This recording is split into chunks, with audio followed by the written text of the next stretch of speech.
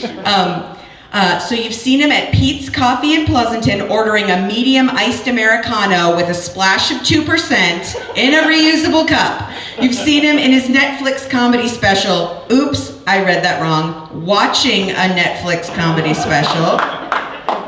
This is his first time performing stand-up, but it's not his first time being laughed at. Please welcome to the stage, Kevin Gurney.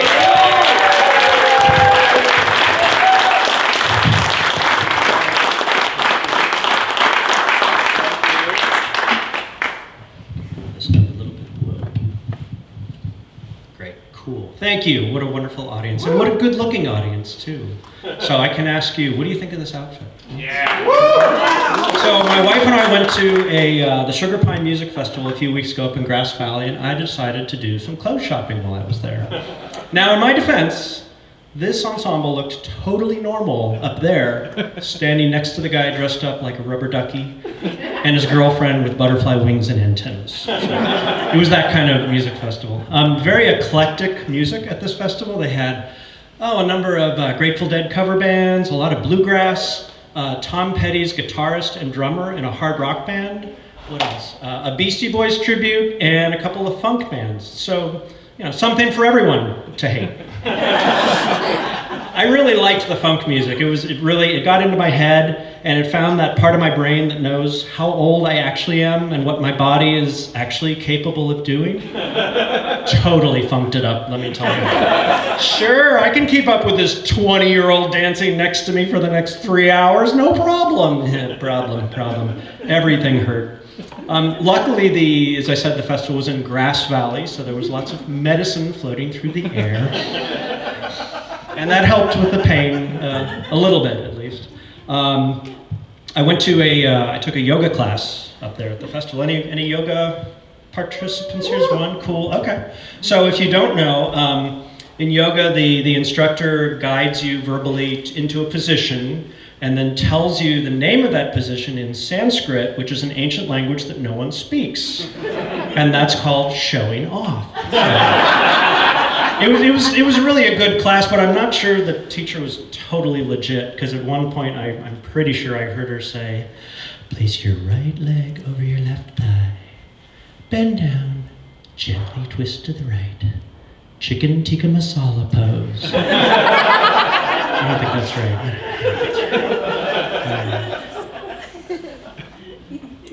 So anyway, the funk music was fun, but a little painful, but I was really there for the bluegrass. I love, any other bluegrass fans in the house? Oh, good. Thank you. So I really like bluegrass.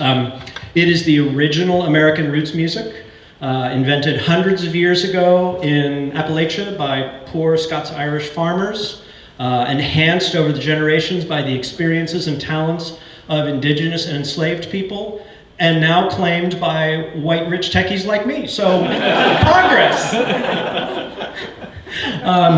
One of the things I love about bluegrass is the song titles. They are sometimes very universal and sometimes strangely specific. So here's an example of each. There's an old Bill Monroe tune called Lonesome Moonlight Waltz. Very universal. Everyone's been lonesome at some point. Everyone has seen the moon. Most people have waltzed or tried to waltz. The tune doesn't have any lyrics, so it could actually be about a person dancing in the moonlight by themselves, which is kind of weird, but you know, we shouldn't judge. You know the saying, dance like no one is with you, isn't that it? Yeah. So very universal, but another song, Pike County Breakdown. Pike County Breakdown, very, very specific. It's a fun song, but you gotta be careful where you play it. You go 10 miles down the road and try to play it, and watch out. Don't you play that Pike County Breakdown here, boy, this is Alameda County. Gotta be careful with that. If you listen to enough bluegrass lyrics, you realize there are common themes in the songs that come up over and over. Family and relationships, very common. You've got songs about your pa, he's usually dead or in jail. Songs about your ma, she's praying for you. Songs about your cousin, your wife, your cousin wife. Another theme is substance abuse, sadly. A lot of songs about drinking. A lot of songs about problem drinking, and more recently, a lot of songs about Rudy Giuliani drinking. So sad. Animals, of course, you've got cows and goats and pigs. There are only two kinds of dogs in bluegrass songs, though. There's hounds and there's mutts. So if you're hearing a song that's a ballad about a rescue hypoallergenic labradoodle named Chance, that ain't bluegrass. That ain't bluegrass. Finally, there's nature. Nature.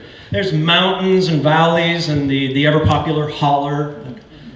Truth be told, I don't really know what a holler is. It sounds like you've got really, really bad cell reception. Like you're on the Mint Mobile of the Ozarks plan. I said, get back here and milk the cows. No, cows. Is that a holler? I'm not sure. Bonus pro tip here. If you're hearing a song that features a truck, a gun, and an American flag, that's country music. That's not bluegrass. That's country. Anyway, the other thing I love about bluegrass culture is how straightforward the people are.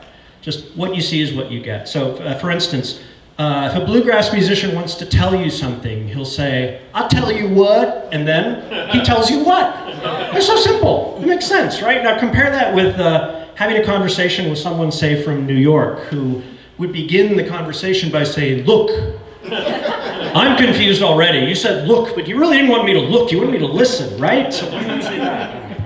Anyway, well now I know. There's a train. There's a train. Yeah, there's a train. Thank you, musical cue. I know bluegrass ain't everyone's cup of moonshine, and that's all right. But I'll tell you what, my cousin wife and I, we love it, and you might too if you put your ear to it for a while. Thank you very much.